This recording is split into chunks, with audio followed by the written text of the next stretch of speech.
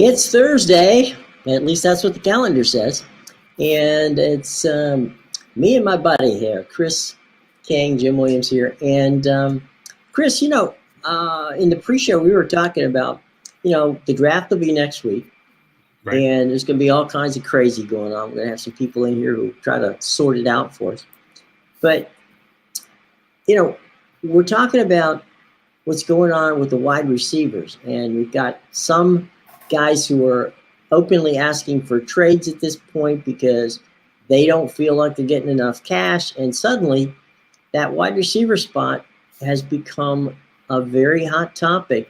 And so I guess my question to you would be, do you take someone who is a known quantity at this point and, roll the dice and pay them the big cash?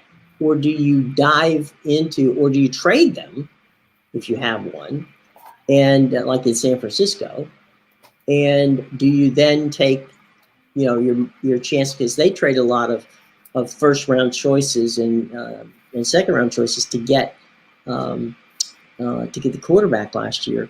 Right. Now, do you go forward and say, okay, maybe I can recoup some of this, and if John Lynch decides to make a run that way, which way do you go? Well, I mean, let's face it.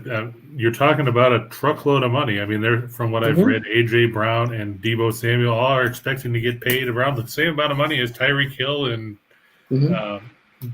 Devontae Adams. And sure, while they're great receivers, one of the big things that all these teams have to think about, too, is can you afford to take on a contract like that?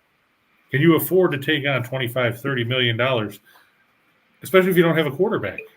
And, a lot of these teams are scrambling for a good quarterback. You look at teams like, Pittsburgh, they're going to try and get by with Trubisky. And you've got Tennessee's got Tannehill. He's not necessarily a big arm type of guy. Or the Colts have Matt Ryan, who's, at the end of his career.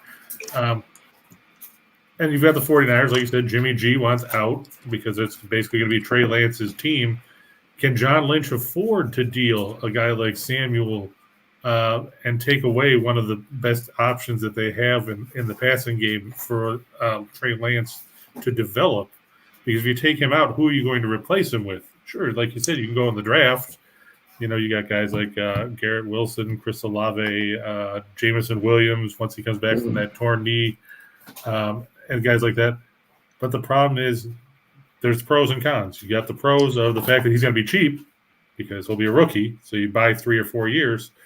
But if he doesn't fit in your system, then you are out of luck, because then you've got a guy that you wasted a draft pick on. And we've seen it happen more often than not in recent years with some of these guys. And it puts Lynch in a tough spot. It's going to put other guys in a tough spot. I mean, look at Tennessee. What are they going to do? What's Seattle going to do? Are they going to deal Metcalf and just decide that they're just going to blow the team up? I mean, they traded Wilson. Bobby Wagner's gone. What do they do? What does Washington do? I mean, you're close to with the Commanders there. What are they going to do with Terry McLaurin? I don't know. I mean, I know that they're looking to draft a wide receiver. I mean, that's probably going to be their number one choice. It wouldn't be mine, but it might very well be theirs. I mean, they need if they deal McLaurin, then you need 2 receivers, because you need one now anyway. Right. The Deebo Samuel thing to me is he's the closest thing to Tyreek Hill. Okay, because he was second on the team in rushing for the 49ers, and he was number 1 on the team, obviously, in receiving. Yeah, he's basically an upgrade on an upgraded Cordarrelle Patterson with what he did with Atlanta last year. Now, I checked this morning, and DraftKings has a list of potential trades, and they have the Jets at number 1 on that list. Well, that's not a surprise. The Jets have a ton of money, and they need anybody they can get. Well, they have cap space, which is the key. Because your point was, okay, if you're going to trade for this guy, you're going to have to pay this guy. Right. All right, so do I have the cap space to pull that off and still get through? The Jets may very well do that. Now, they have draft capital to burn, because they've got multiple firsts. Right. So does John Lynch say, okay, look, I can take Deebo Samuel because I may, I'm putting Trey Lance in as my quarterback. I need this, Swiss Army knife weapon to make it work, or because Kyle Shanahan, basically can figure out how to make offense work in many different ways, and they ran a lot last year. Right. Do I dole him off to the Jets or somebody for multiple draft choices, and in the long run, does it work out for me? So, that's why the GMs get paid, and more often than not, it looks to me like they'll probably entertain a trade, but unless you're bringing back stuff, Deebo Samuel can demand a trade and be as ticked off as he wants to. John Lynch is not the kind of guy who's just going to send him out there and not get something back, and it's going to have to be a heck of a haul, because he is somebody. It's not like the other receivers we talked about are good receivers. This guy can do both. He can run and he can receive. So right. I think that little thing does elevate him a bit above the other outstanding receivers. But that's what we'll see next week when the draft comes up. And of course, the other big story coming out yesterday was that Jay Wright retired at Villanova. So I mean, that's a big blow to the hierarchy of college basketball, because I mean, after you lost Roy Williams and then Krzyzewski, and guys like that, now Jay Wright's gone, and we've seen what he did for that program. Yeah. And now he'll be replaced by Kyle Neptune, who most people have never heard of because he was an assistant with Jay Wright for a while, and he has 1 year of coaching experience. He coached at Fordham this past year and turned the Rams into almost what you could qualify as a success story, because they went 16-16 after winning 2 games last year under Jeff Neubauer and whoever took over after Neubauer was fired. But now, how does that change the landscape of college basketball, in your opinion? You mean that Jay's not playing and not going back? Yeah, he's not coaching. I mean, he's only 60. Yeah. I mean, I get it. I think that, he's been at Villanova for 21 years, I think, at Villanova. And I get it. I think that there are some people like Krzyzewski who will go till they're almost 80 and coach. There are people like Boeheim who, may be coaching after he passes away. I don't know. Boeheim reminds me of Ric Flair when in the early 2000s when he was in the WW then F, saying that he will never retire. Right. And that's basically what Jim Boeheim is at this point. Jim Boeheim will never retire. It's, Neil Young said it's better to burn out than to fade away. Right. Boeheim's going to put that to the test, literally. Yeah. And you're talking about Coach K retires, right? Well, nobody thought Jay Wright was going to retire. And he just decided, you know what, I've had enough. And I think a lot of people don't realize that this is a year, coaching basketball, coaching football, this is a year-round thing. You've got to recruit. You've got to, go through. It's a grind. And so, he's 60, which is not, that old given how some of these coaches hang on for a while. Maybe his quality of life issues, like, what, I can make money in broadcasting. I can sit back. I can enjoy my life. And, all's good. I'm good. Financially, Villanova did not, wasn't on the cheap side. They paid him. So, maybe he can step into Dick Vitale's role over at ESPN and become like the main analyst over there or something along those lines. I think that's definitely a possibility. And I think from that standpoint, for sure, there's a lot of things that Jay can do. I think, it was kind of interesting because, you had the Mike Krzyzewski, tour of final, saying goodbye. And Jay Wright doesn't do that. But at the end of the day, I think from Jay's standpoint, Jay's not specifically a kind of a seek the limelight kind of guy. I know some people were talking about that Jay Wright might take an NBA job. And I know for a fact that the last almost decade, Jay Wright's been offered 5 or 6 NBA jobs, including one, where he didn't have to leave the city to coach the 76ers. And he's turned them all down. So I really don't think Jay Wright's looking for an NBA job. I think Jay Wright's looking for a broadcast job and an opportunity to sit back and go down to the Jersey Shore or down to Florida, every once in a while and hang out and go out on the boat and enjoy life. I think that's where Jay is. To your point about TV, that reminds me of something Dick Vitale said in his book a couple back in the 90s. Where else can you coach Indiana on Monday, North Carolina on Thursday, and Duke on Saturday? Mm-hmm. So, it'd be a good gig for him. And the last thing I wanted to touch on, I don't know if to borrow a quote from Harry Doyle in Major League, talking about the A's and the Orioles yesterday, in case you haven't noticed, and judging by the attendance, you haven't, the A's have managed to play some games here and there and are actually threatening to climb out of the cellar. There was 2,709 people announced as the attendance yesterday at the Oakland Coliseum. They lost money by opening the stadium. Yeah, that's when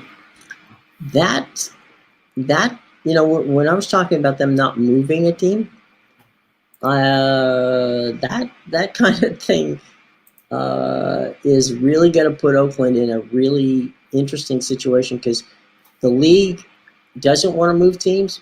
And I don't know if you've met, I know some people may or may not have seen this, but I know John Orund, who's a dear friend of mine, a former colleague when we both were at the Sports Business Journal. John is still at the Sports Business Journal. Wrote a great piece about the Major League Baseball going to Nashville, and they're putting together a $2 billion plus bid. I thought Dave Stewart was part of that. Yeah, there's going to be a position they hope to have, not necessarily total minority ownership, but certainly more than cursory, minority ownership. So there's going to be an opening for a team in Nashville, and I think, I know both in Nashville and as well as in Vegas, they want to have that as teams where they can become expansion, because they can get $2 billion plus or more for those markets, as opposed to moving a team where they don't get money for the moving. But when only less than 3,000 people, to say it for that, less than 3,000 people show up for a baseball game, and they open the stadium, and as you say, they lose money, that's just not going to cut it. And it was hard that could be a concern. It was hard to find people in the seats when they were panning around the stadium. All you saw was a lot of empty green seats. Right. It was disheartening for a major league franchise to draw three. Even the Indians drew more than that when they were terrible in the 80s. Yeah, I was there. They did. The thing is, the old, some people were calling me over the weekend and saying, well, look, there's nobody at the USFL games. I said, guys, they played all the games in Birmingham in 2 stadiums. It's a made-for-television sport. They don't need for anybody to show up, okay? It's nice if they do, but if they don't, that's okay too. They're doing this for TV. That's not the case with the Oakland A's. The Oakland A's are a franchise that would really like to have some people show up in the stands, because that's kind of the way it's supposed to be done. And I know the Nationals in that first game remember the doubleheader they played, the day-night doubleheader the other night? The other day.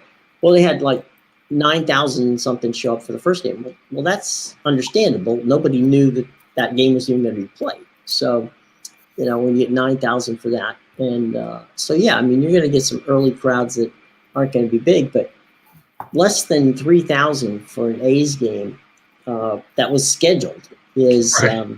So you didn't just change the time or throw it out there as a reschedule or anything. Right. It wasn't a makeup for rainout the next day. This was an actually scheduled game, and they always had 3,000 people show up, which goes to show you that they really don't even have a season ticket base, because they count season tickets. So there you go. It's something to be confused about. I can assure you for that. But there's something that isn't confusing, and that's DraftKings. DraftKings has a promo for all of us here at the Max Wagers Network and our buddies with winners and whiners and picks and parlays. Here's what they got for us. You bet $5 to win $200 in free bets when you make your first deposit of at least $5 and bet on any Major League Baseball money line. And you know what? You win $200 in free bet, okay? There's only one thing you have to do, one tiny thing, and that is use this code, okay? There's the promo code, WAW Video. Get all your information. Where else? It's in the show box below. Remember, you have to be 21 years of age in some of these states to participate. And as always, please, please, please, always bet responsibly. Now, speaking of betting responsibly, we had some folks yesterday ask for the best parlays, and Christopher, my friend, the best parlays came from you in the two for the money area. Yeah, I mean, granted, we were helped by Joel Embiid hitting that 3 with 0.7 seconds left. Thank you, Joel. Yes. Of course, you know, if both teams hit free throws or if Tobias Harris would hit a basket at the end of regulation, that game doesn't even go to overtime. This is true. But, you know, we'll take it. We also talked about the Blue Jays beating the Red Sox yesterday, and they won handily 6-1, despite losing George Springer in that game. We talked about Edmonton and Dallas, and the Oilers playing well at home. They played well under Jay Woodcroft. They beat up on the Stars 5-2. And we also had, let's see, what was the other game that we had on there? Let me double check my screen. Let's see. Yeah, we got Ufer, we got Andrew, we got James, we got Sly, we got IC. Hey, IC. It's a new one for us.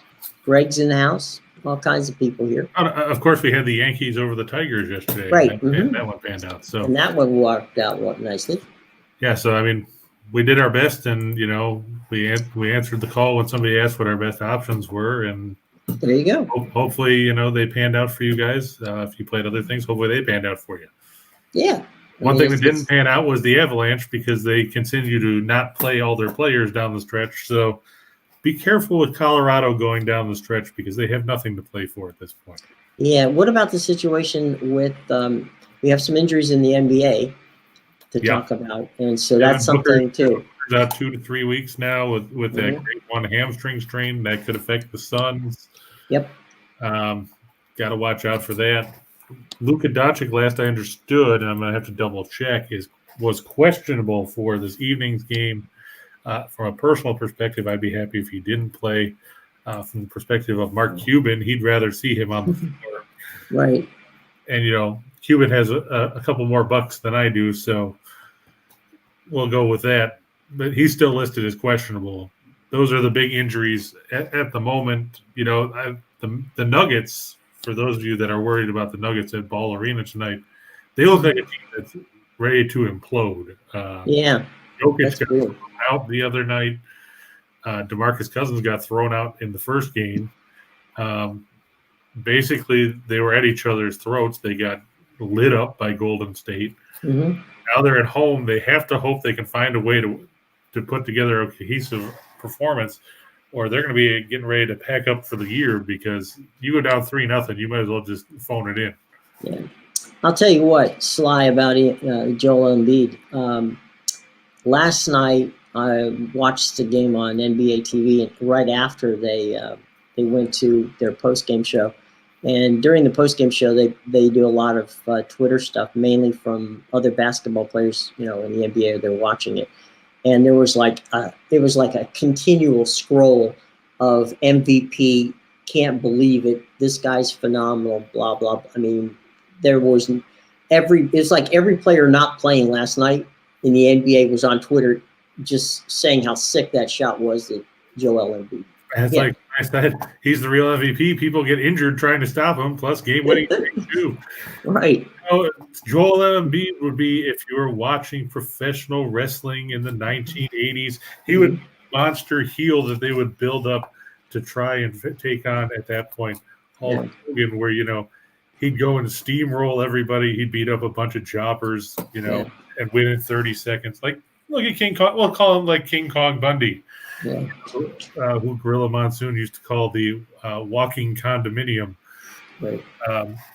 But that's basically what Embiid is. He rolls people over. And it's tough for Toronto. They don't have the size to contain him. Birch can't do it. Siakam doesn't have the size.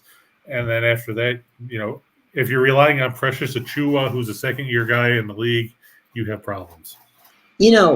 One question I have, though, is phenomenal. This is not me taking anything away from him. But I was surprised in the game yesterday. He didn't play inside at all, hardly. And he has a phenomenal height advantage. You would think that he could play inside and score and wouldn't have to try to be taking those, outside shots that he took.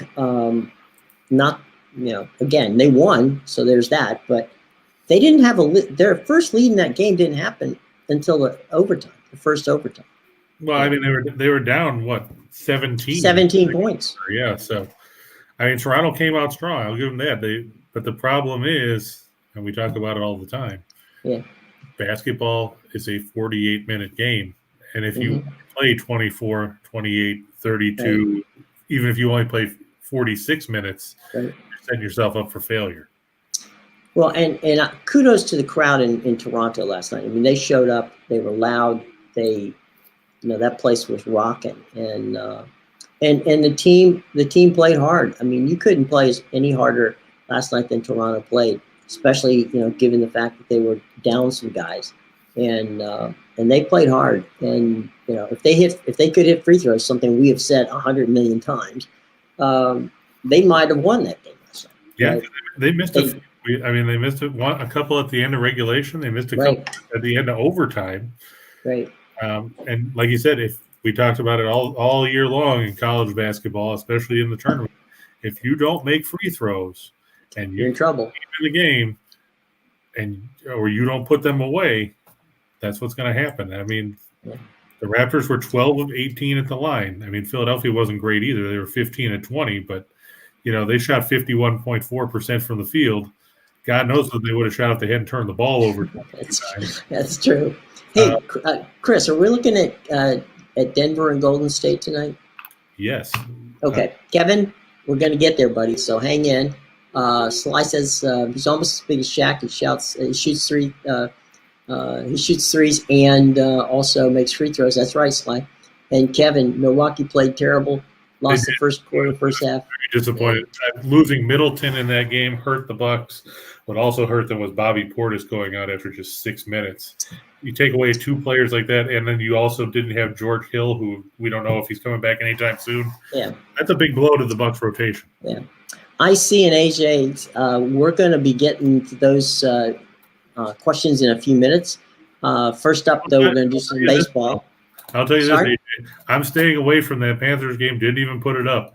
The Panthers going off on the money line right now at minus 645. Whoa.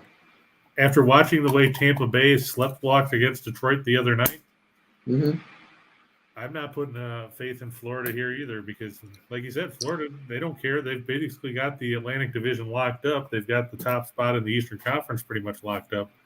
I'm staying away from that game. You could back Detroit.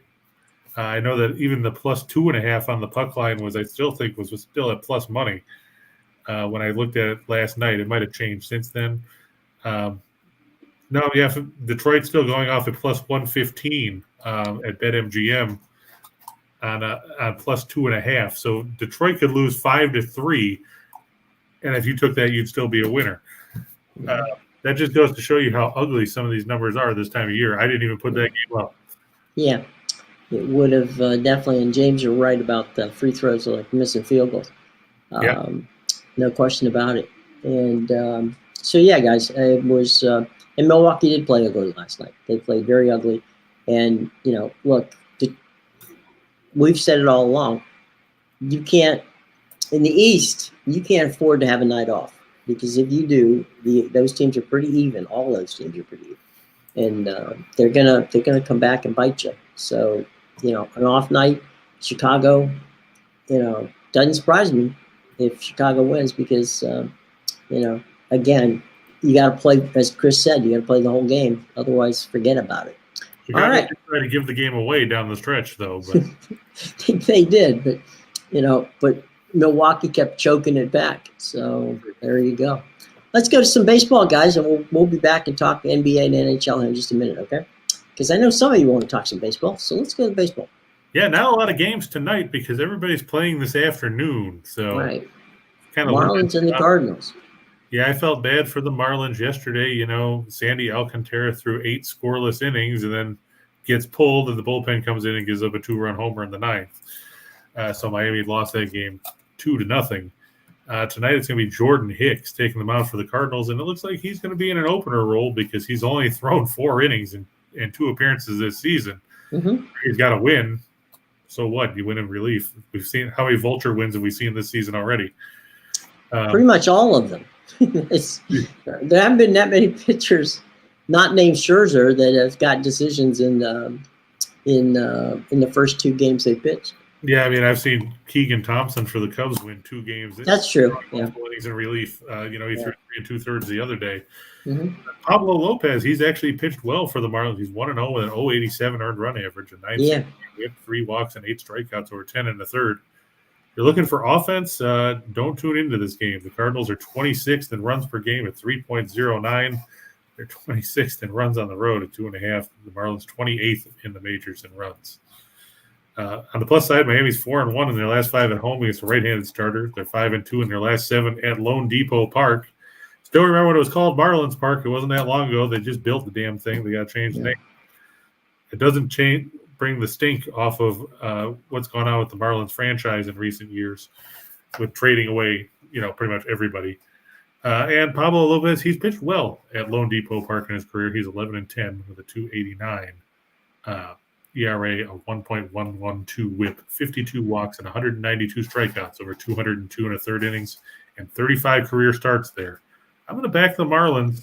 I'm just not sold on the Cardinals. I mean, their pitching staff is mediocre, and I mean, now you're down to a reliever. Sure, Hicks can throw hard. I'll give him that.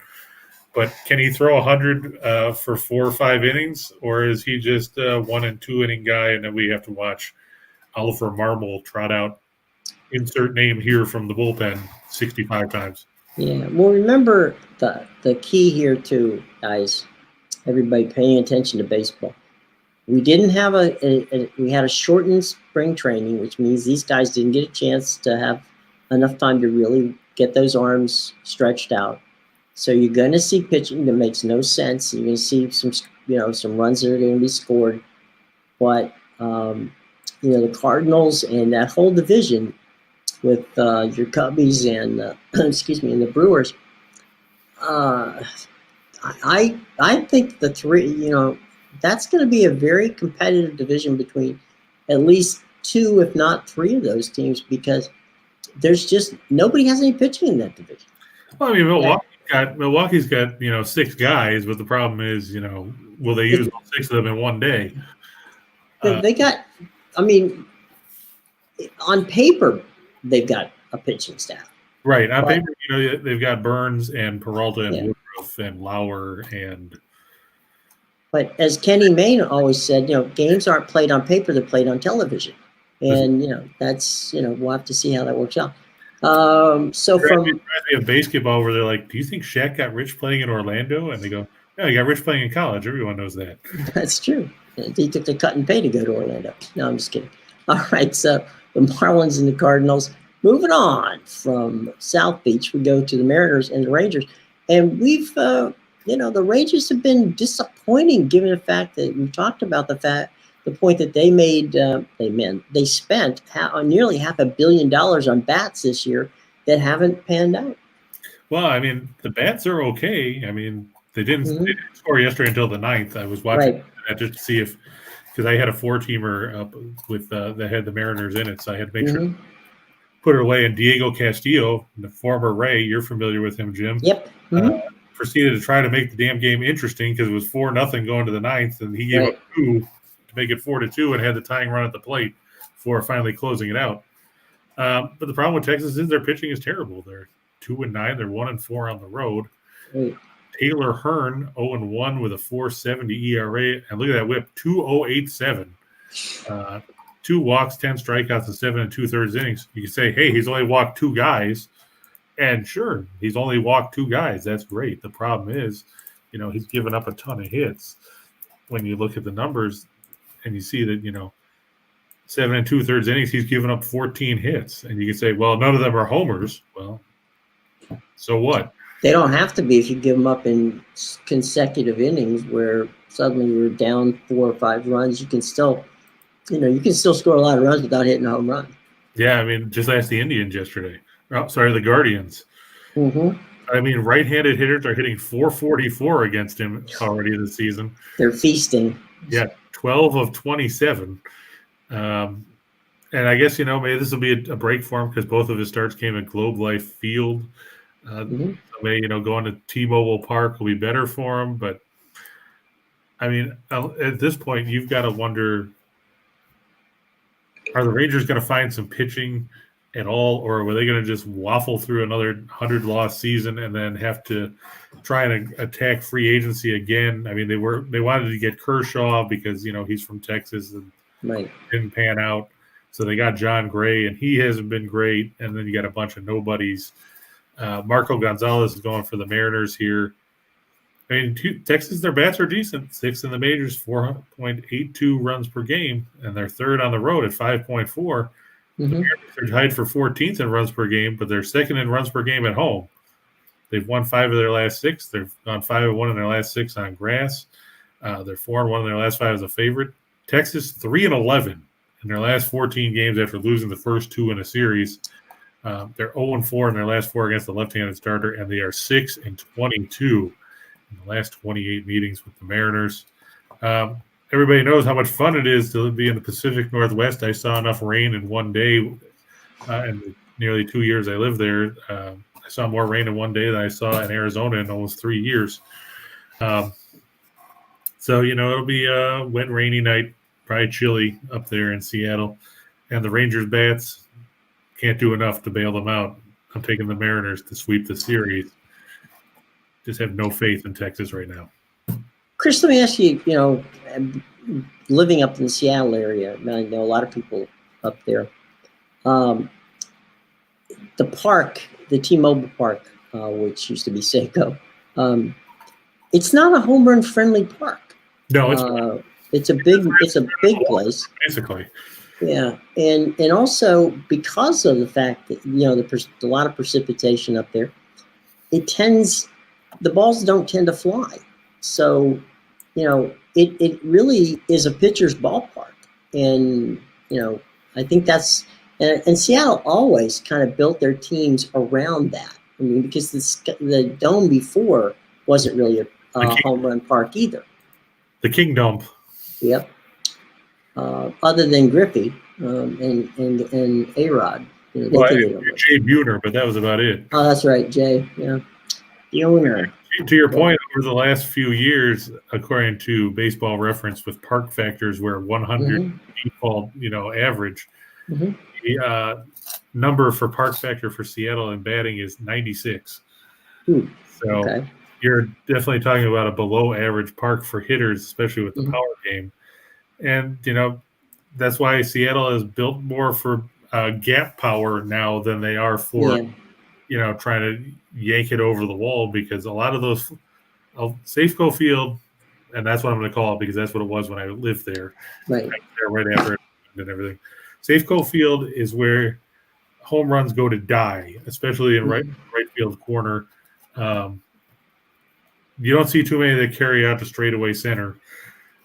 You basically have to, yank it right down the left field line and hope that the wind isn't even blowing at all. Yeah, off the ocean and then off the Puget Sound and everything else to wreak havoc. Nathan's buddy hit a 3-teamer yesterday. The Padres, the Dodgers on the run line, and the Brewers on the run. So I had all those games on different picks, but on different lines. But yeah, I went with the Padres too. I didn't trust the Braves. You may as well fade the Reds as much as possible at this point with the way they've played. And Milwaukee played Pittsburgh, so yeah. And the Braves have played very, very inconsistently. They're still hung over winning the title. Yeah, and missing a lot more from Mr. Freeman than I would have thought. But they're getting good production out of Olsen, though. Right. Kid's leading the league in hitting. But their pitching hasn't. No, you're right. They're hoping to get Soroka back. Next month or the month after? Maybe? Yeah, it'll be before the All-Star break. Yeah, I mean they need some pitching help. I mean they reacquired Jesse Chavez from the Cubs yesterday to add an arm in the bullpen because they traded Sean Newcomb, who they designated for assignment, to show how bad off they really are. Okay. Right. But we got a fun thing going on here now, and that is Caesar Sportsbook. Now, Caesar Sportsbook is going to give you first bet insurance. Place a first-time wager of up to $1,100, and you get it back in the form of a free bet if you lose. Okay, so frankly, there you go. I mean, that's that's good insurance. Okay, so basically, Caesar Sportsbook, $1,100 first bet insurance. Place a first-time wager of up to $1,100. Get it back in the form of a free bet if you lose, but you have to do this. You have to do the show code. That's right. The promo code's right there scrolling in front of you. And if you go to the show box below, as we told you earlier, then you're going to be able to cash in on that deal from our buddies at Caesars because they've got a really cool deal there. Take advantage of it. Insurance there. Same thing with them. Most states, you have to be over 21, but you'll check that when you go. And always bet responsibly. Okay, cool. All right, we're going to go to the ice now, where some teams need some help tonight to win because we're getting down to the last week of the season almost. So we're getting very close to this being the end of it all. Ends next week. Yep. Regular season. Here we go. The Blues and the San Jose Sharks. Where's our buddy, the Sharks man himself? Yeah, I don't think Ryan's been in here yet today. I don't see Ryan. Yeah. No. But the Blues, they're fighting for home ice advantage in the first round of the playoffs because they're going to face Minnesota. Both teams have 103 points coming into this one. If it comes down to a tiebreaker, for some reason the league made the first tiebreaker not head-to-head matchups, not division matchups, regulation wins. You figure out what Gary Bettman was thinking. In that case, that's the rules committee. But okay. Yeah. But in that case, St. Louis would have the advantage. They have 41 regulation wins. The Wild have 34. But you look here, the Blues facing the Sharks, the Blues 9-0-1 in their last 10. They lost the other night to Boston in overtime. Ville Husso 24-6-6 with a 246 goals against, a 923 save percentage, and 2 shutouts. He seems to have wrested the starting job away from Jordan Binnington. And remember, just a couple of years ago, Binnington was considered the greatest thing since sliced bread because he brought the Blues a Stanley Cup. Now he's relegated to be 1B or 2 on the depth chart. Mm-hmm. He's going to face Capo Kakkonen, who's 13-12-4 with a 292 goals against and a 911 save percentage. Kakkonen hasn't done a whole lot since he came over from Minnesota at the trade deadline. He became expendable, of course, when the Wild got Marc-Andre Fleury. The Blues are an explosive offensive team. They're 4th in goals for at 374. They're 11th in goals against at 284. The Sharks are 29th in goals for at 2.58. They're 20th in goals against at 3.16. And all these numbers here don't look good if you're a San Jose fan. Sorry, Ryan, when you see this later on. The Blues 6-0 in their last 6 against teams with a losing record. They're 4-0 in their last 4 on the road. Like we said, they're 9-0-1 in their last 10 overall. They're 1-5 and the Sharks are 1-5 in their last 6 on 1 day of rest. Sharks are 0-7 in their last 7 against the Central Division. 0-4 in their last 4 after allowing 2 or less. And the Blues, they like going out to San Jose. They're 7-1 in the last 8 meetings there, and they've won the last 4 meetings between these teams overall. There's not a whole lot good you can say about the Sharks at this point of the year. They've been eliminated from playoff contention. They're just 1-5-4 in their last 10, and the Blues have been lighting the lamp at a ridiculous rate. That loss to Boston the other day snapped a string of, I believe it was 11 straight games. Let me see here. 1, 2, 3. Yeah, it was up there. It was either 10 or 11. 12. 12. Ooh. 12 straight games where they scored at least 4 goals. Wow. That's tough to do in the NHL. That's putting some points on the board. Yeah. Putting the old biscuit in the basket. Yeah, pretty much. I look for them to do that tonight and light up San Jose, who's basically playing for nothing. They're you said, their team at home.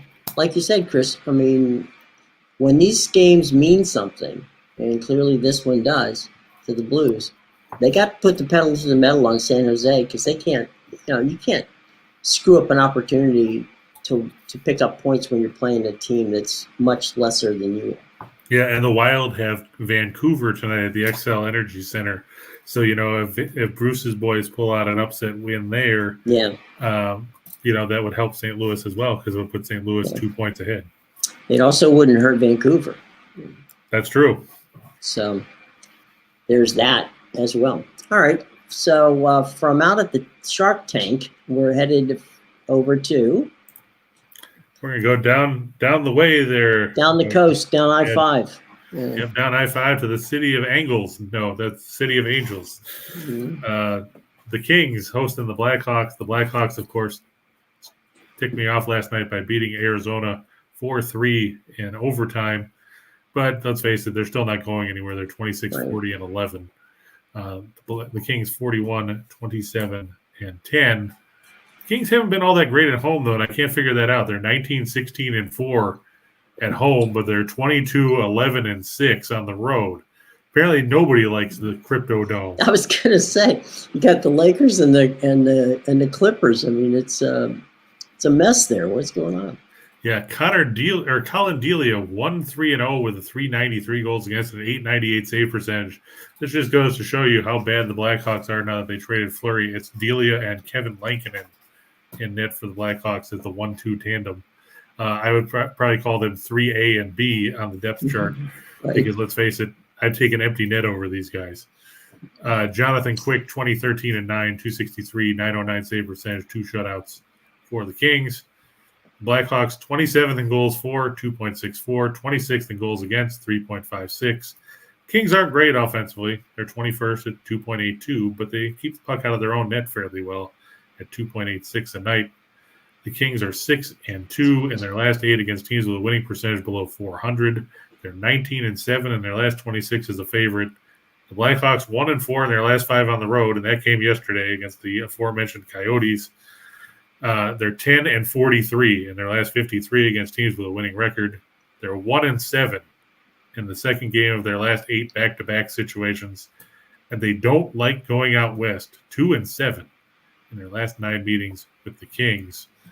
I will look for Los Angeles, who needs these 2 points. I mean, let's face it. Yeah, it's a crowded race for those last couple spots in the West, and the Kings now just 3 points ahead of Vegas for the final guaranteed playoff spot. A win here would go a long way to securing that because they would be up. They'd be 5 points up, and Vegas has 4 games to play. And you don't want to get iced out in this one. So there you go. Well, Christopher, my friend, it seems as if we have a room full of NBA folks. Well, real quick, let me touch on Euler there. He's asking about the Rangers and the Islanders. Oh, yeah. Okay. That one's the total's under 5.5. You have to think, you've got Igor Shesterkin starting for the Rangers. You've got Ilya Sorokin starting for the Islanders. I mean, these guys have combined for 13 shutouts on the year. So some pretty good numbers there. Shesterkin has 6. Sorokin has 7. Shesterkin has a 201 goals against. Sorokin 232. You'd have to think Sorokin would be getting more talk about the Vezina if he played on a team that could actually put the puck in the net with any kind of consistency. Mm-hmm. You look at the meetings this season, final scores 4-1 in favor of the Rangers, 2-1 in favor of the Islanders, 3-0 in favor of the Islanders. The last 5 meetings and 9 of the last 10 have fallen under the total between these two teams. In those games, you've seen totals of 5-2, 5-5, 7 in the one game that went over, which was in April of last year, 4-3, 5-3-3. I don't think you're going to see a ton of offense here. You're probably going to see another 2-1, 3-1 type of game. Maybe if it's an offensive bonanza, it'll be 3-2. But I'm leaning towards the under there as well. it's kind of hard to argue with the fact that you haven't seen more than 5 goals scored in 9 of the last 10 matchups between those teams. And the total for 9 of the 10 matchups was set at 5.5. The other one was set at 6. I would lean towards the under there. There you go. All right, let's go to the playoffs because, as I said before, we got a whole playoffs. Yeah, you're kidding me. All right, so we're going to the playoffs in the NBA because so many people are excited. And let's go and see what we got going on. Yeah, Bryce, I saw you were asking how I felt about the Nuggets. We touched on it earlier in the show. The Nuggets look very disjointed at this point. You look and they look like they were ready to take each other out in Game 2 against Golden State. Jokic got thrown out. Cousins has been thrown out of a game already. The Nuggets, I can't figure out. I know they're missing Porter. I know they're missing Jamal Murray. I noticed Tim Earl hasn't been in all week. I'm guessing he's mourning the fact that Denver's played so poorly in the first 2 games of this series. Because normally he pops in and says hi at least, but we haven't seen him. And you look. I think he's working a night shift. Yeah. That could be. You look at the way the Nuggets have played. Aaron Gordon has done nothing. He's got averaged 7.5 points a game in 2 games. That's what Cousins is averaging. He's only averaged 11 minutes. Beyond Jokic, though, I mean, and they've taken away options too. Because if you look, Jokic is only averaging 5 assists in the first 2 games of the playoffs. And you look at what he did in the regular season when he was averaging almost 8 assists a game, which is unheard of, really, for a center. Denver is about this far away from ripping apart at the seams and exploding or imploding, however you want to put it. I mean, Golden State, they average 124.5 points a game in the first 2 games. They're shooting 53.6% from the field, 44% from 3. Denver, 106.5 points a game. They're shooting 44.4% from the field, 33.8% from 3-point range in the series. The Nuggets just don't have enough options offensively to scare anybody. And when Golden State rolls out that small ball death lineup that they've been going with, Denver can't adjust. That's the problem. This would be a completely different series if you had Porter Jr. and or Murray. Unfortunately, they don't. And that's the problem, is they don't have a reliable second or third scoring option that's going to scare anybody. I like Will Barton as a complimentary player. He doesn't scare me as your number 2 option. Bones Highland, he's a rookie. He's not going to scare me either.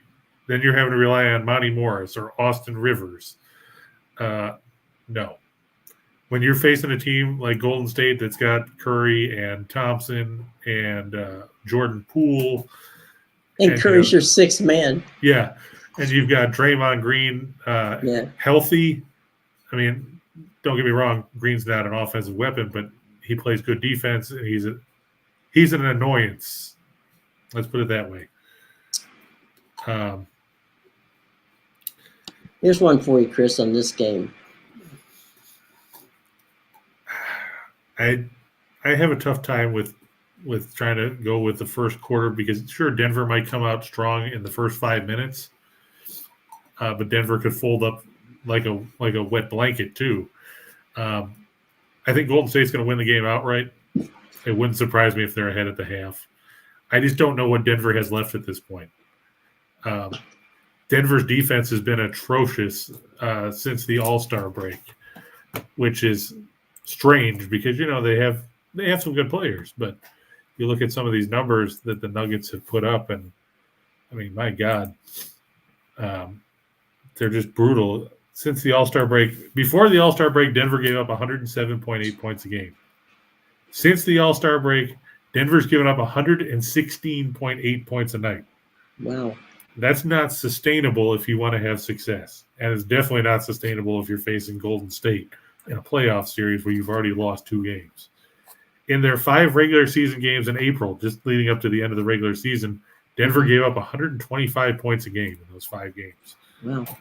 The fact that they won 2 is impressive, but you just can't – it's hard to rely on a team that's played so badly I know everybody wants to think they're at home now, so the crowd will be behind them, and I know that worked for Toronto yesterday. I can't get behind it just because I'm not sold that Denver can put together 12 or 24 cohesive minutes. But that's just my take on it. What do you think, Jim? I think the problem is you hit on it. The matchup with the Warriors most of the season was the second best team in basketball until they got some guys hurt. And now they're getting guys healthy, which is good for them and bad for the rest of the team. But Denver does the point that you made, the key point, and you made many good ones. The key point there is matchup. Basketball, like all sports, is about matchup. And Denver doesn't match up with Golden State at any position where they have a position of strength. So where do you go? Other than center. Well, yeah, but I mean, unless your center is Joel Embiid, then you got you're in trouble. Or Shaquille O'Neal, or somebody like that. Somebody who's going to dominate. They don't have a dominating center. It's going to bring you 35, 40 points a game. Well, I mean, Jokic is a Swiss Army knife because, like we said, he's 8 assists in the regular season. Sure. But he's more of a Dirk Nowitzki than he is a center. I don't know. I just think my point is that what you touched on is that they don't, that there's no place they can go to get the points they need to make up for what the weapons that Golden State puts out there. Yeah, and you figure the Golden State hasn't even really brought in Kuminga, who's was valuable down the stretch in the regular season, right, as a scoring option. So right, they can go. Golden State can go 3 or 4 different ways. Denver can't. Yeah, and that. So what does that mean? Can Denver win? Of course, Denver can win, but it's not likely that they will win because they haven't shown any real reason to believe it. And that's been their problem, exactly. Right. So there you go. Kevin says he's going to go the safe bet, Golden State. Denver, Golden State, Denver. I actually was leaning towards the over just because if you look at the way Golden State has played in the first 2 games of this series, and I have the over listed in the shot in the dark segment there. I mean, we talked about how dangerous Golden State is. You look at the first 2 games in the series, Golden State has hung 123 and 126 points. Now, Denver could try to slow it down at home with the altitude, but the fact is that, like Jim said, Golden State has the ability to go 9 or 10 or even 11 deep, so the altitude doesn't really have as much of a factor that it would on some other teams. Plus, they've had a couple of days off since Game 2. Mm-hmm. So it's not like they're coming in on the second game of a back-to-back situation here. I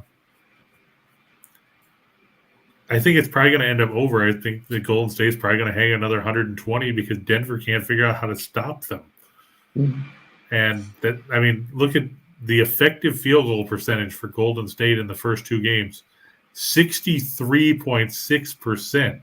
I mean, that is a ridiculous effective field goal percentage.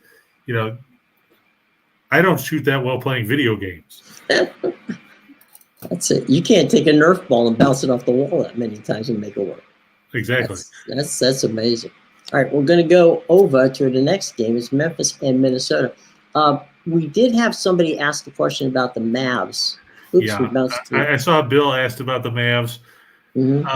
I'll be honest, as in full disclosure, that I've been a Jazz fan, like I said, since before Jerry Sloan, the late Jerry Sloan, was their coach and everything. Mm-hmm.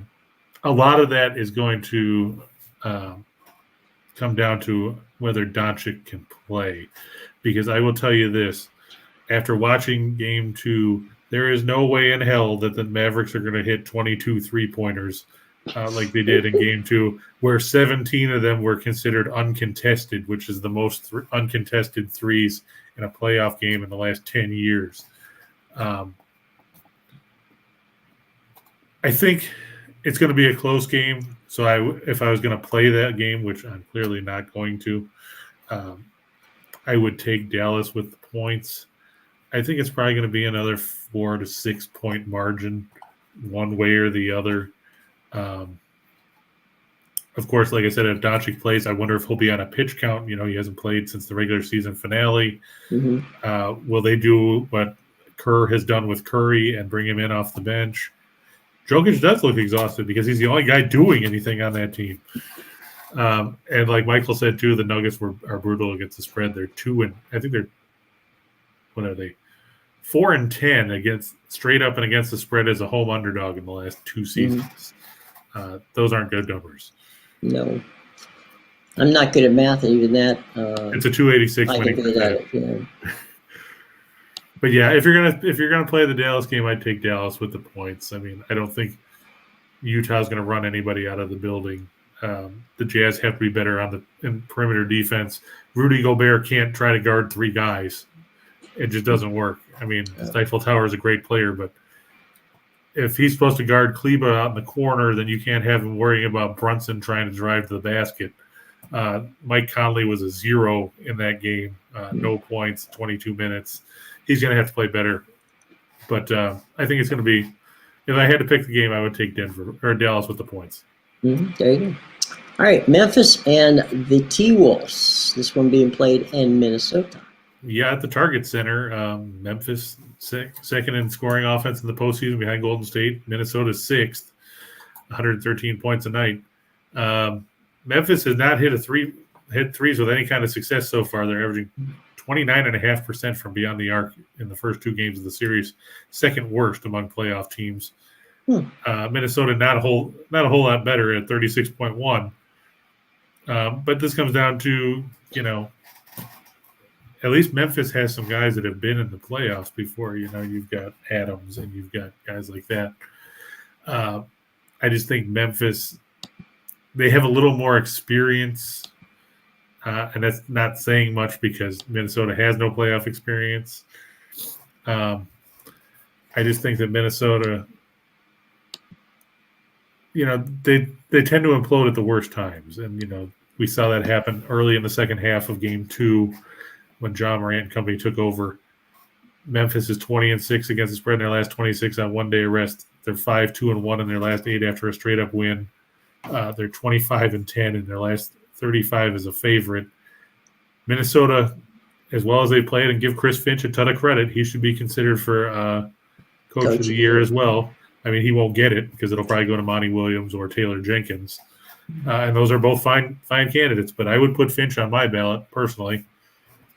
And that's something we're going to be working on, is getting some ballots together for you guys to vote on who you think should have won some of these awards. Because odds are they won't agree with what the writers came up with. You look, Minnesota's 1-4 against the spread in the last 5 at home, 1-5 against the spread in their last 6 overall. And Memphis has gone 16-5 against the spread in the last 21 meetings between these teams. It's only a 2-point line. I think Memphis is going to win the game outright. And I think it'll be probably by 5 or 6 points. I don't think it's going to be as one-sided as we saw in Game 2. So I'll give the 2 and take Memphis. So basically, it's an even game, but because it's being played in Minnesota, they give 2 points to Memphis, right? Well, normally, and in football, the lines, it's usually 3 or 3.5. Right. NBA, it's probably, I want to say, home court advantage. When they do the line, it's probably worth a bucket or so. So if this was in Memphis, Memphis probably would be favored by 4 or 5. So since they're on the road, it's down to 2. Depending on where you look, some people will tell you home court is worth about 3 points. Right. Some other sites will tell you it's worth 4. I don't think the Target Center is that lit. Yeah, well, there's that too. But, I mean, it could be because they're not teams that have been they haven't been a team that's been in the playoffs for a long time. So right. Could be excited tonight. They could be amped up. Yeah, we'll find out. But Memphis, Memphis has been that little team for us all year long that has played consistently and has they've been very, as the old Chico Escuela line is, they've been very, very good to us over It's the true. year. They've been very consistent. I love Andrew's line about the shot last night by Joel Embiid. The game winner wasn't guided by Magnuson. It was done by a laser from overhead camera, but nobody knows that's our little secret. Thanks for sharing that with us, Andrew. I don't know why you told everybody. That's why I put it up as one of the picks of the day, because I knew that it was going to win. And now you just ruined it, so now I have to come up with a new scheme. Right. For when now we're Philadelphia wins screwed. Game 4. Right. So way to go. You just blew it for everybody. Come on, Andrew. You got to help us out, buddy. That's the whole thing on the secrets. We can't be giving those things out. Do I think Vegas is wanting everyone to take Memphis -2? If I thought that, then I would have to think that they want everybody to take Golden State because they're only favored by 2. Well, if Vegas went there, then they wouldn't be favored by 2. Then the money line would move. True. I think that I think it just boils down to, Minnesota's played well at home. They're as you see, they're 27-15, counting their win over the Clips in the play-in tournament. Mm-hmm. But Memphis is a good road team. I think that if Memphis was, say, like Atlanta was on the road, where they were like 17 and 24 or 17 and 25 or whatever they are, then I think you would have seen this line probably be more closer to a push or Minnesota favored by 1. But as it is, Memphis was a good road team. And, the other thing you have to remember is Memphis played a quarter of the season, give or take, without John Morant and still won 17 or 18 games in that stretch. Right. So I think that's why you're seeing Memphis as a slight favorite, just like you're seeing Golden State as a slight favorite. Nathan, we got some baseball coming up here, buddy, and we'll come back and take a look at that for you. I think that you might as well just pound the Orioles with the under as much as you can, because the under is 10-0-1 in Baltimore's games this season. Yesterday, in that exciting game with literally hundreds of fans in attendance, the final score was 1-0. Somebody asked me yesterday, who's an Orioles fan, and he admitted it. Yeah, he did. There are a lot. I mean, Orioles fans are pretty are definitely loyal to their team.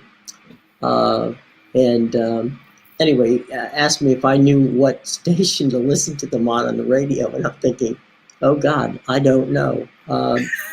I don't know. I had to look, check, and see where they are. But yeah, it's pretty wild for O's fans. Memphis full game. Here's the first score. Okay. I mean, yeah, that's possible. I mean, anybody's playing at home, right? They're going to be amped up first quarter. That's like watching college basketball, right? You get the home team gets amped up, and all of a sudden, by halftime, reality sets in, and the second half. Because the excitement and stuff can only take you so far. Just ask the Raptors yesterday. Adrenaline. You have to wonder, will Brooklyn bounce back now as they head home for games 3 and 4, down 2-0 as well? Because Kevin Durant, he had 27 points or whatever yesterday, but 18 of them came with the free throw line. Yeah, he's not gonna be spending that much time at the free throw line in game 3. That's not gonna happen, boys and girls. So onward and upward. Speaking of onward and upward, 2 things. We got 2 gifts for you. Well, we have 1 gift and 1 something that's very special. The first gift we have for you is we have a baseball book. Now, we've been talking about how to bet baseball and all the kind of cool stuff with baseball. It is free, and it's from your friends here at Max Wagers. All you got to do is go to our show box below. All the information is there. Click on the link and get the book. Chris and I have the book. We love the book. It's got all kinds of good stuff in it. Chris actually wrote some stuff in the book, so there's that. And you're definitely going to want it, so get that. Also, to get Chris's picks, his parlays, you're going to want to go there too. So that's also in the show box below. You just look down there. Click on the show more. It'll drop down. All the good stuff's there. So be sure to check that out, because we definitely want you to do that. Okay? Yeah, we had on those ones yesterday, we had a couple of 4-teamers come out. One of them would have paid out about $3,100 on $100. So see, that was a good night. So if you go ahead and did, let's say you go down there and you look at that stuff and you use our Caesars deal, which is up to $1,100. Read Chris's stuff. What do you got to lose, right? Because they're going to give you bet insurance. And that's true too. So there you go. You got nothing to lose, and you can get some good picks. So by all means, go to our show box below and sign up for Chris's picks. And speaking of that, let's go for what else? The money, right? Yep. And there we go. There we are. Yeah, we already talked about Golden State. I think Golden State's going to have a little trouble. And the Kings and the Blackhawks. Yep. And the Blues we talked about. And I like Carolina over Winnipeg. It's going to be Antti Ranta against Connor Hellebuyck. I know Sly is disappointed to see the Jets up here again, but as he said the other day, he waved the white flag on the season after those losses to Ottawa. He was here earlier. I know. Yeah, I haven't seen him. Sly. Did Sly are they out of the snow? Sly, are you out of the snow yet, buddy? I'm pretty sure that it blew through. I don't know if the weather's gotten any better. I mean, my parents had snow on Easter. According to this, it's currently 38 in Winnipeg, so it's not freezing at least. So everybody's getting the shorts out and they got the tanning stuff going on in Winnipeg. Exactly, Yeah, it gets pretty cold up there. Yeah. So all right, let's for the show, I guess, huh? Yeah. And here we've got. I'm going to write. Sly says maybe more snow coming this weekend. Oh man, sounds like my parents' house. Sly, I'll tell you what, buddy, you're a better man than I am, Gungadin. I can't take that. That's good stuff. All right. It's like I tell anybody that wants to go up to the Buffalo area and thinks that snow is over because it's springtime, you're not safe from snow until Memorial Day. There you go. Just keep that in mind. That weather brought to you by Caesars. Okay, thank you. Go ahead. I'm going to go with the Mariners over the Rangers just like we did yesterday. I have no faith in Texas's pitching. They've been awful. We talked about the Grizzlies over the T-Wolves. I'm going to take the Rangers over the Islanders. The Rangers battling for the top spot in the Metropolitan Division. With the Hurricanes, they need this win. The Islanders are just playing for pride and to stick it to the Rangers, their geographical rival.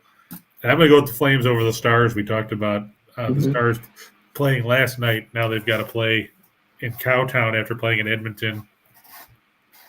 It's a tough back-to-back to play, especially with the way the Oilers played last night. I look for the Flames with Jacob Markstrom to get the win in that contest. Okay, and now shot in the dark for the entire enchilada. Here it is, boys and girls. Yeah, we talked about the Marlins earlier. I'm still going to ride them with Pablo Lopez. I've got the A's over the Orioles. I think the A's kind of got jobbed yesterday because the one run that Baltimore scored on an error. They had Billy McKinney called out at the plate on replay when it still looked like the tag missed. But there's that. They've got the over-under on there's going to be 5,000 or more people at the Coliseum. Yeah, I'm going to go with the Nationals over the Diamondbacks. I'm probably going to take the under on 5,000. So this is an afternoon game. The game starts in about half an hour. Point. Yeah. But I'm going to take under 7.5 as the total. Like I said, Baltimore has seen the under go 10-0-1 in their 11 games this year. They haven't seen more than 8 runs. Or no, they saw more than 8 runs once, and that was a push on a 9-run total.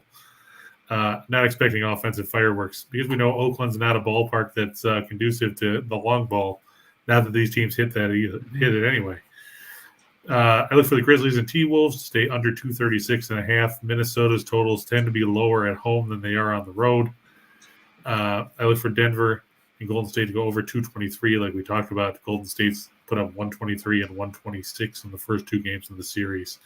Expect another showing there. I think Dallas and Utah is going to end up under 210.5. First game was 192. Second game was 214. But, they got there at the end. Yeah, and it could end up over. I just don't have a ton of faith. A lot of this, like I said before, hinges on whether Doncic plays or not. Because at this point, he's just listed as questionable. James said the line for the Mavs is now 7.5, which makes me wonder if there's speculation that they might hold Doncic for Game 4 as opposed to Game 3 because he's still listed as questionable. Oh, there we go. According to Bleacher Report, and you can take that for what it is. It's from Waj, so I have a lot of faith in what Waj says. He said there's significant pessimism surrounding Doncic's Game 3 status, despite the fact the star said he's feeling great after a post-shoot-around workout. So I'm wondering then if they're going to, since they split the 2 games in Dallas, I bet you if it was 2-0 in favor of Utah, you would have seen Doncic tonight for sure. Mm-hmm. Now that it's 1-1 and they know that they're going to head home regardless of what happens after games 3 and 4, I'm wondering if maybe they're trending towards playing it a little safer and making sure that Doncic doesn't end up aggravating that injury. And he'll play in game 4. But that could be something to watch for as well. Because let's face it, Doncic is the best player that the Mavs have, bar none. Do you think it goes under Luka plays? I don't think so. If Luka plays, probably not. If he doesn't play, they barely got over the total the other day. Right. And they stayed well under it in game 1. Mm-hmm. But if Doncic plays, then it's a different story. Right. I'm basing it off the fact that he was questionable, and I doubted that he was going to play, or he'd be on a minutes restriction. Sure. I'm going to go with the Flyers over the Canadians. Carey Price gets another start, looking for his first win. Martin Jones starting for the Flyers. Not overly impressed with that, but it's a shot in the dark, so we can take it. That's why they call it a shot in the dark with these subpar teams. Right. I'm going to take the Sabres over the Devils. And I'm going to take the Penguins over the Bruins. Both those teams battling for playoff position. They both need to win. Yeah, Pittsburgh, 1 point ahead of Washington? Yep. And Boston, 1 point behind Tampa Bay. Mm-hmm. Both of those battling for the final guaranteed spot in their respective divisions. I wouldn't be surprised if Boston caught Tampa Bay.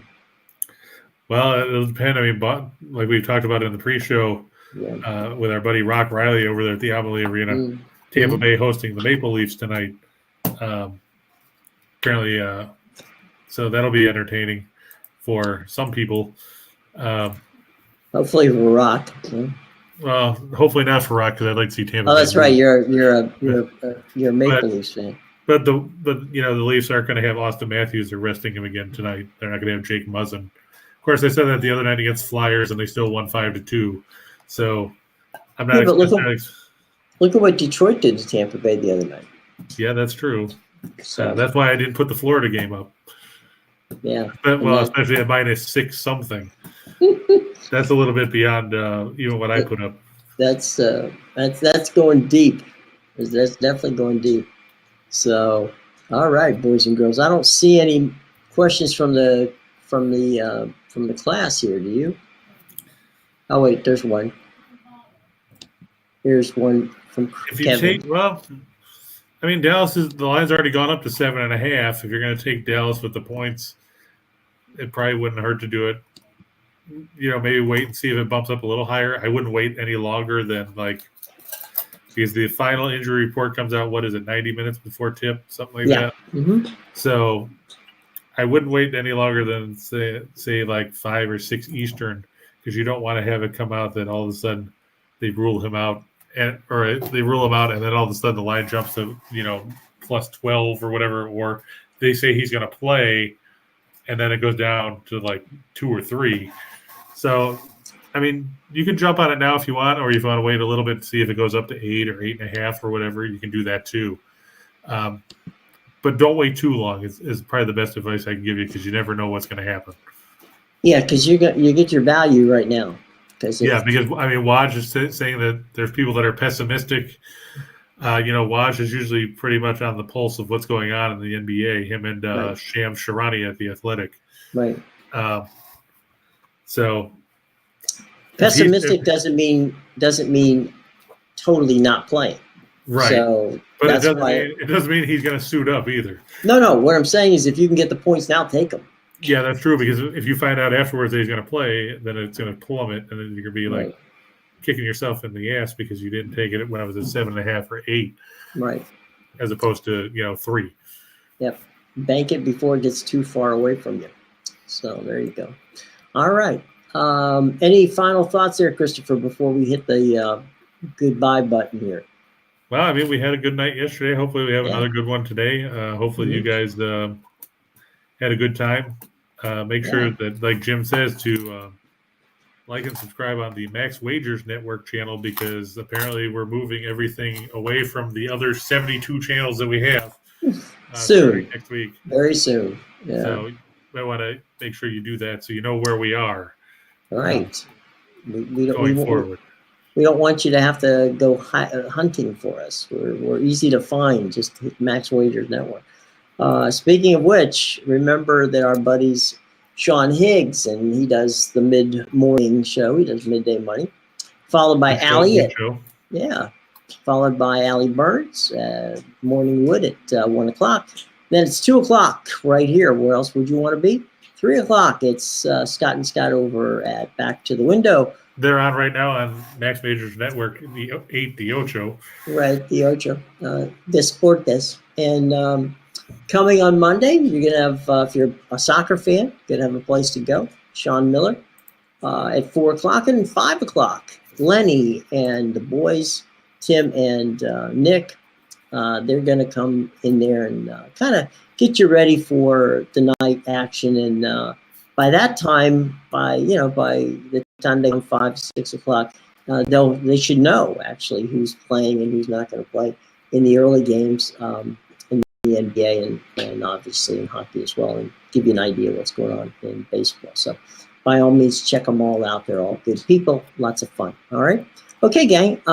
For Chris King, I'm Jim Williams saying we enjoyed having you here today. We're going to be back again tomorrow at 2 o'clock. By all means, come on back, because we always enjoy chatting with you guys. Until then, bye-bye.